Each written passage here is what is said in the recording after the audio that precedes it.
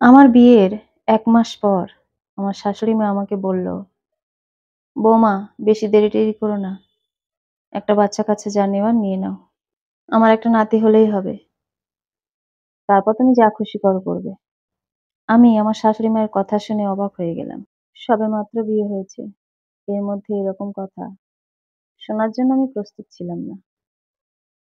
তারপরে ভাবলাম, তার দিক থেকে তিনিই হয়তো ঠিক। ছেলেকে বিয়ে দিয়েছেন। ছেলের ঘরে একটা নাতি-পুতি আসবে, এটাই তো স্বাভাবিক। কিন্তু সেটা এত শিগগিরই? আমি কিছু না বলে সোজা ঘরে চলে এলাম। তারপর প্রায় ২ বছর হয়ে গেল আমি সন্তান সম্ভবা হয়েছি। আমার শাশুড়ি মা যেন ভেবেই নিয়েছে আমার ছেলে হবে। তার খুশির অন্ত নেই। সবাইকে বলছেন, "আর বেশি দেরি নেই।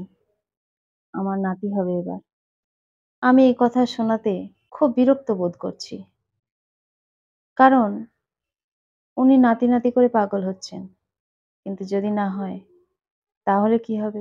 আমি একদিন মাকে বললাম, "মা, তুমি তো নাতি-নাতি করে পাগল করছো, সবাইয়ের কাছে বলে বেড়াচ্ছ।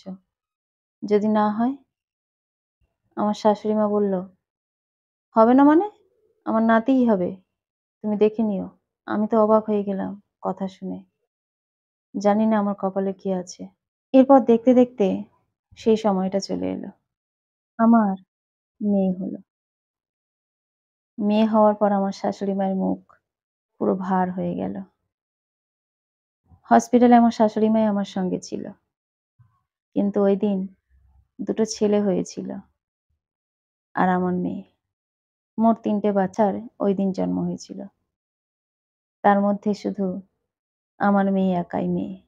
আমার শাশুড়ি মা আমার বাচ্চাটার দিকে না তাকিয়ে সর্বক্ষণ সেই বাচ্চা ছেলে দুটোর দিকে তাকিয়ে আছে। আর আমার পাশে বসে, বসে সর্বক্ষণ বলে যাচ্ছে, "যাহ! কি সুন্দর হয়েছে ওই ছেলে দুটো। আর আমার বৌমা একটা মেয়ে বাচ্চার জন্ম দিল। একে তো মেয়ে, তার উপর চিটে, রোগা। এটাই আমার কপালে ছিল" বলে কপাল চাপড়াতে লাগলো। আমি শুয়ে, শুয়ে যন্ত্রণায় কাতরাচ্ছি আর আমার শাশুড়ি মায়ের অবস্থা দেখে যাচ্ছি।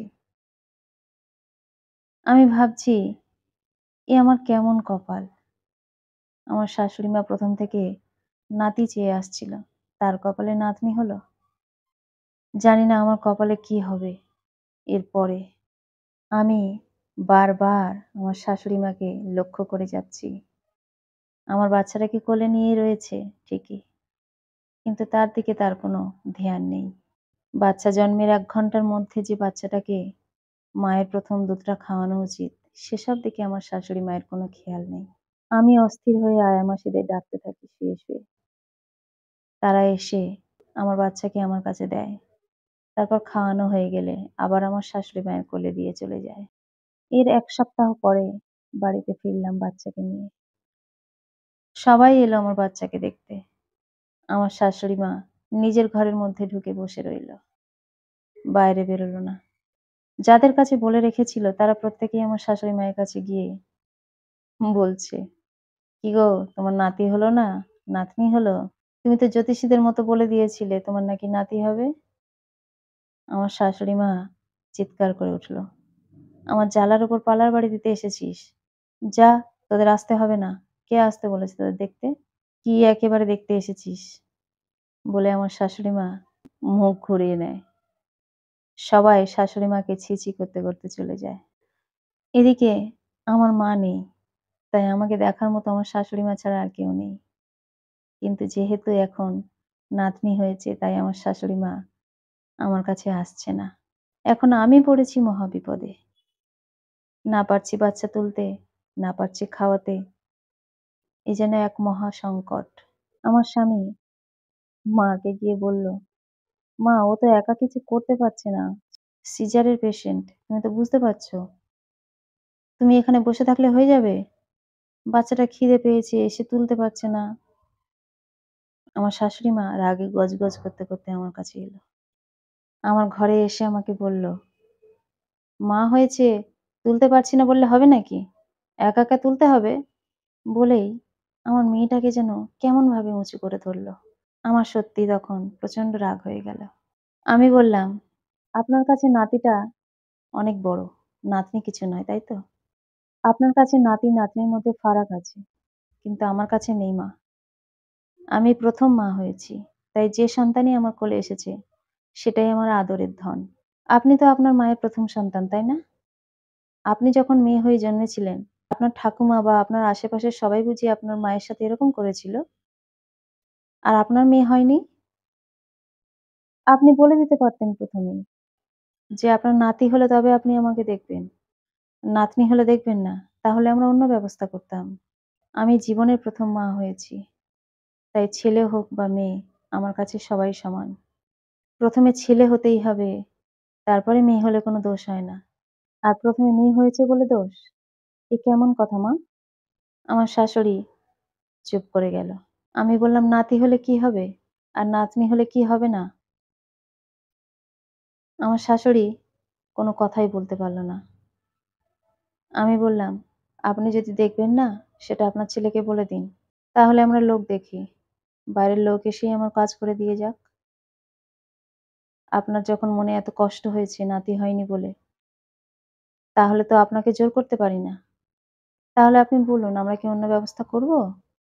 কারণ আমি তো কিছু করতে পারব না ৬ মাস। আর যখন বাইরের লোক এসে আমায় দেখবে, আপনার ভালো লাগবে তো? পাড়ার মানুষজন আপনাকে ভালো বলবে তো? এই তো সবাই এসে যখন দেখে যায়, আপনার সাথে কথা বলে যা বুঝে গেছে ওরা, তা তো আমি শুনতেই পেলাম। তারা কত খারাপ কথা বলে যাচ্ছে আপনাকে। আপনার সেগুলো শুনতে ভালো লাগছে?" শাশুড়ি মা তখনও চুপ।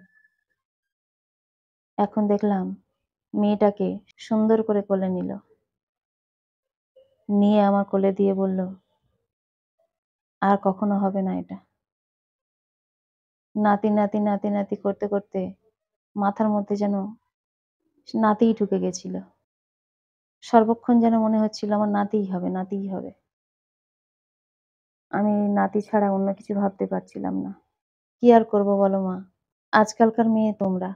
তোমরা তো একটার বেশি নেবে না। তাই মনে হয় যদি একটা নাতি হতো তাহলে যেন ভালো লাগতো। নাতি হলে যতই বাইরে থাক যাই হোক, তবু নিজের বাড়িটা একবার করে দেখে যেত, দেখভাল করত। নাতনি হলে তার তো বিয়ে দেব, চলে যাবে। যখন আমরা কেউ থাকবো না, তোমরা কেউ থাকবে না, তখন আর নাতনি এই বাড়িটা দেখতে আসবে না। বরং বিক্রি করে দিয়েই চলে যাবে। নাতি হলে বিক্রি করবে না। বারবার এসে নিজের বাড়িটাকে দেখে যাবে। এটাই ফারাক। আমি বললাম, "মা, যখন আমরা থাকবো না, তখন কি করবে সেটা তো আমরা দেখতে পাবো না। যা করে করবে।" তাই বলে ছেলে-মেয়ের মধ্যে পার্থক্য তৈরি করাটা বড্ড কষ্টকর মা। মা বললেন, "ঠিক আছে মা, আর কখনো হবে না। আমার নাতনিটাকেই আমি বুকে করে আগলে রাখবো। দোষটা আমার শাশুড়ি মায়ের নয়। এটা যুগের পর যুগ ধরে চলে আসছে। বংশ রক্ষা করতে হলে ছেলের প্রয়োজন পড়ে। হয়তো এটা ঠিকই। নিজের বাবার বাড়ি সে কখনো বিক্রি করবে না। হয়তো আমার শাশুড়ি মায়ের কথাটাই ঠিক। মেয়ে হলে হয়তো বাবার বাড়িটা বিক্রি করে দিয়েই চলে যাবে। কিন্তু ছেলেরা হয়তো সেটা করবে না। বাইরে থাকলেও মাঝে মধ্যে একবার করে ঘুরে যাবে। জানি না আমার শাশুড়ি মায়ের কথাটা সর্বৈবভাবে সত্যি কিনা। কলমে ও কণ্ঠে সোমা।